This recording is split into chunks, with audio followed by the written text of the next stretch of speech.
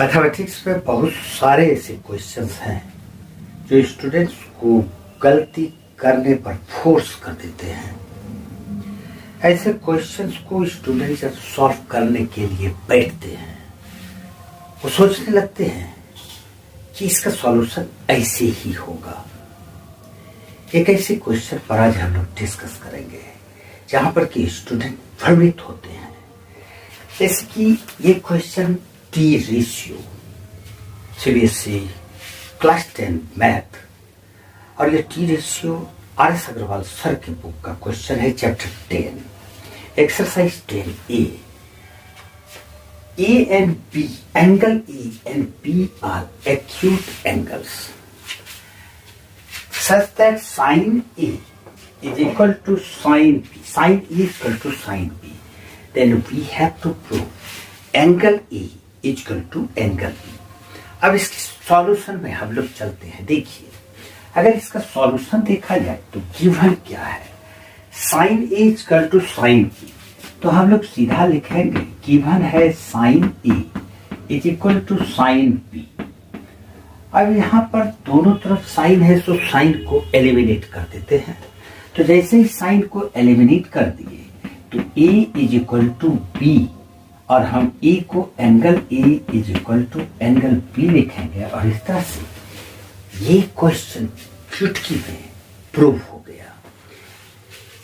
देखिए, क्या ये सॉल्यूशन सही है? एब्सोल्युटली रॉन्ग है। ये तब सही होता जबकि इस क्वेश्चन में ये भी दिया रहता in any triangle ABC if sine A equal to sine B। अगर इस तरह से रहता in any triangle ABC if sine A equal to sine B then prove that angle A equal to angle B।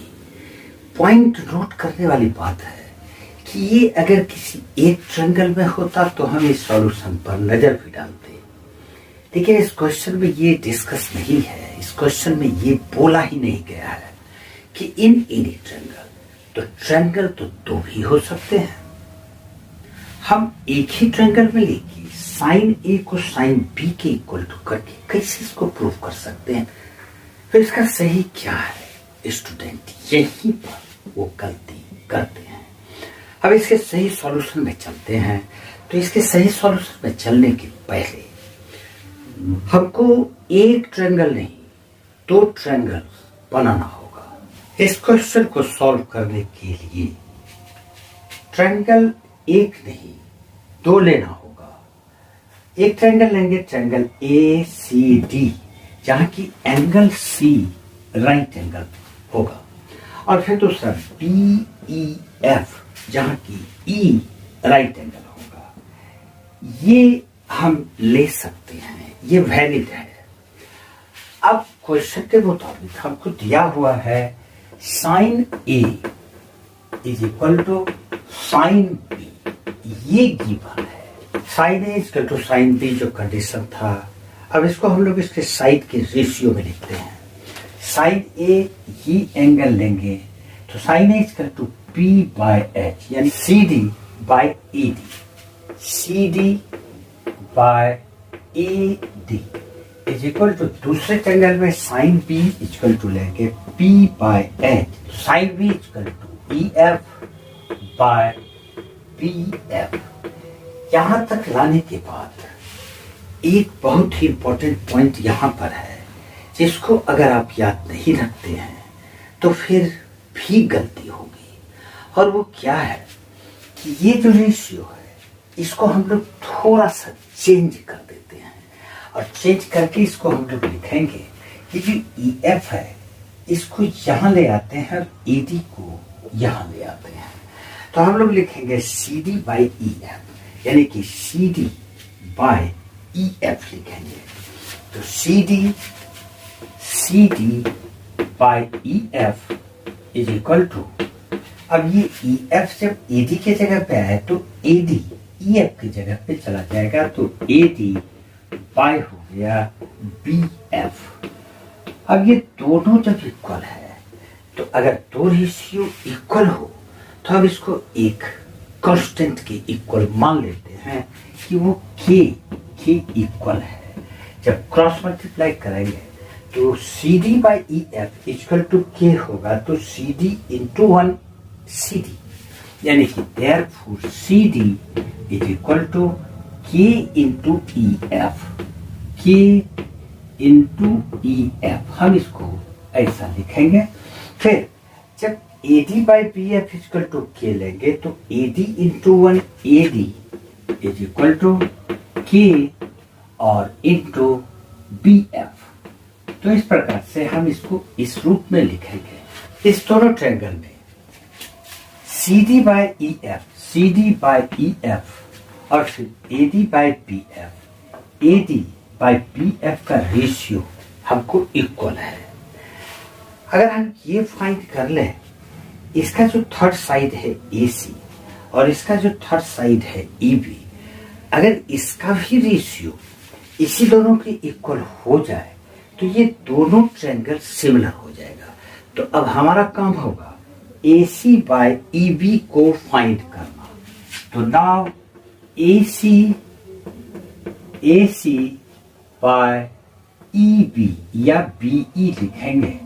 अब ए सी के जगह पे हम लोग क्या लिख सकते हैं, A C is equal to A D square minus C D square, A D square minus C D square root under Pythagoras theorem से, क्योंकि ये राइट एंगल ट्रायंगल है।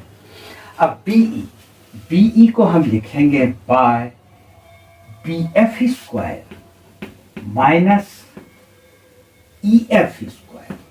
पाइथागोरस थ्योरम से हम ये लिख सकते हैं। अब एडी के जगह पे लिखेंगे के बी एफ, तो यहां पर के बी एफ और इसका स्क्वायर और माइनस सी डी, और सी डी के जगह पे लिखेंगे के ई एफ का होल स्क्वायर और इसका स्क्वायर रूट ले लेंगे और इसको चेंज नहीं करना है। बी एफ स्क्वायर और माइनस ई एफ स्क्वायर का स्क्वायर रूट रहने देंगे इज इक्वल टू के का स्क्वायर हो जाएगा, K square B F square minus K square E F square और इसका स्क्वायर रूट हो जाएगा और बाय ले लेंगे बी एफ स्क्वायर और माइनस ई एफ स्क्वायर और इसका स्क्वायर रूट। अब यहाँ पर दोनों में के स्क्वायर कॉमन है, लेकिन स्क्वायर रूट के अंदर है, तो जब बाहर निकालेंगे तो वो के बन जाएगा। तो हम इसको लिखेंगे K into B F square minus E F square, B F square minus E F square square root और बाय हो जाएगा बी एफ स्क्वायर और माइनस ई एफ स्क्वायर, और ये भी स्क्वायर रूट में दोनों सेम चीज है, कैंसिल कर देंगे इज इक्वल टू के हो जाएगा। इसका मतलब है कि A C by B E, therefore A C by B E जो वैल्यू हमने अभी फाइंड किया, A C by B E equal to K और के इक्वल टू ये के मान लिए थे, यानी कि C D by E F equal to A D by B F, ये भी के था तो हम इसको लिखेंगे C D by E F is equal to A D by B F. तो ये जो इक्वेशन हमको प्राप्त हुआ है इसको जरा सा कंपेयर करेंगे। A C by B E, A C by B E is equal to C D by E F is equal to A D by B F.